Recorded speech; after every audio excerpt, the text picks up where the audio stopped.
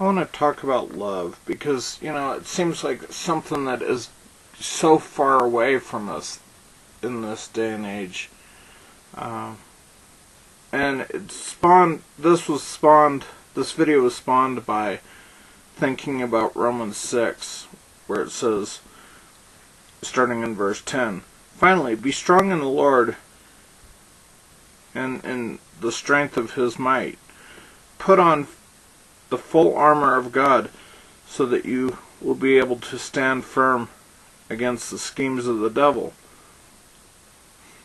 For our struggle is not against flesh and blood, but against the rulers, against the powers, against the world forces of this darkness, against the spiritual forces of wickedness in the heavenly places."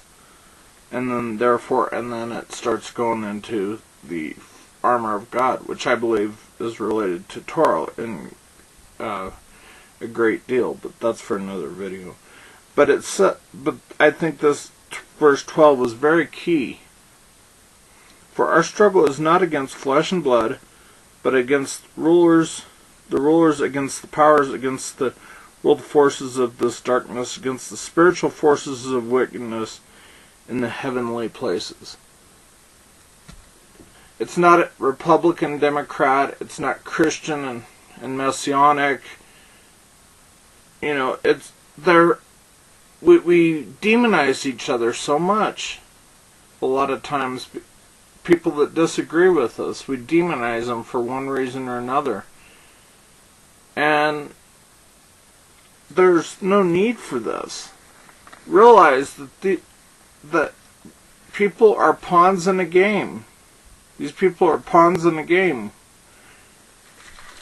And we need to realize that.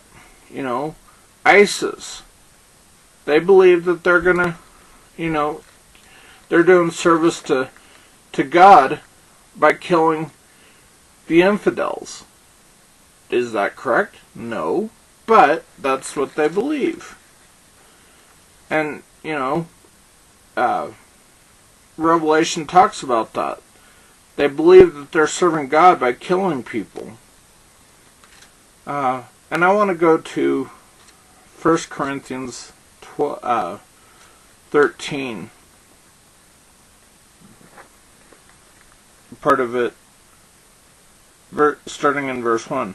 "If I speak with tongues of men and of angels, but do not have love, I have become a noisy gong or a clanging cymbal.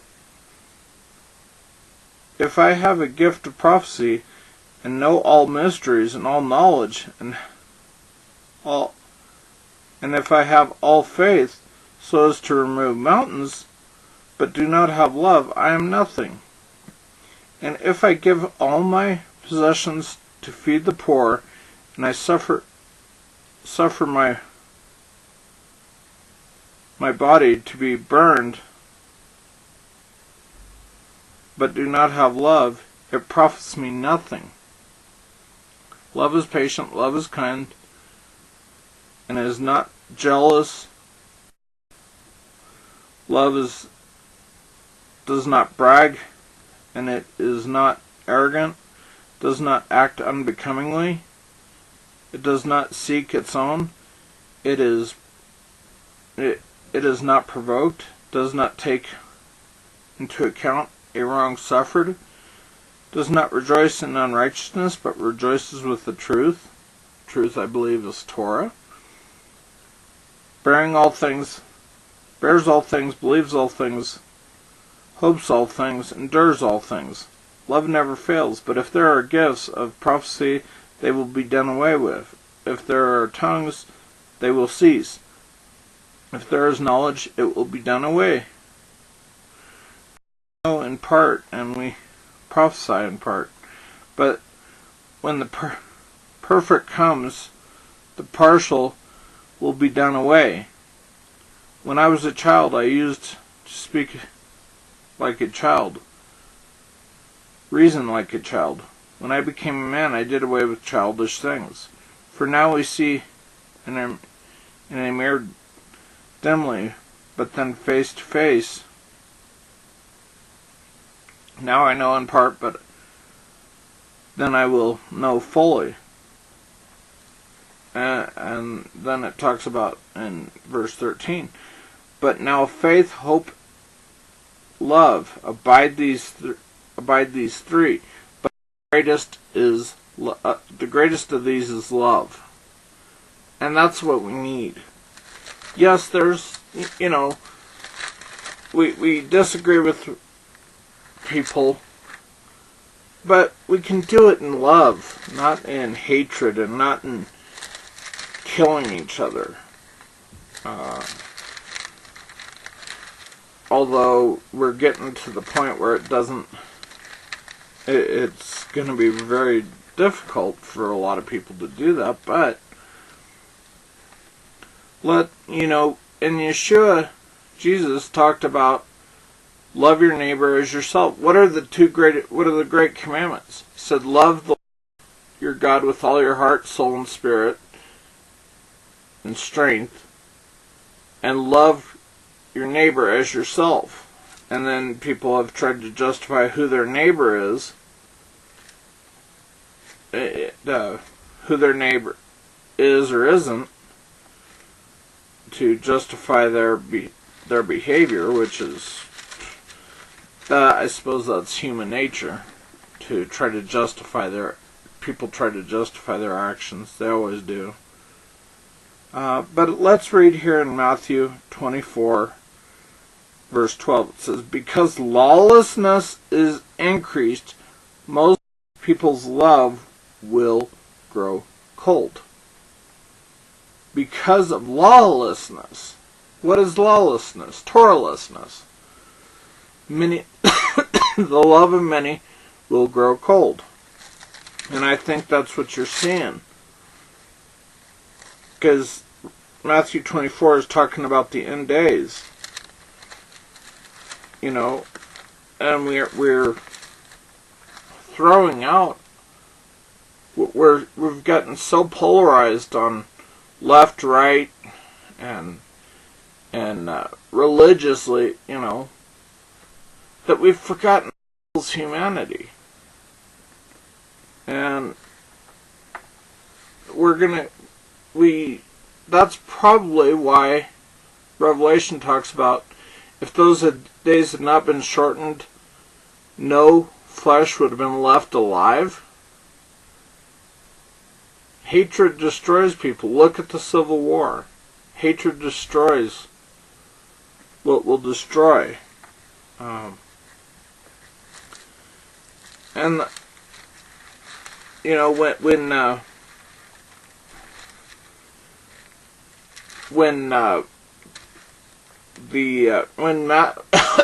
Yeshua was asked about the two greatest commandments,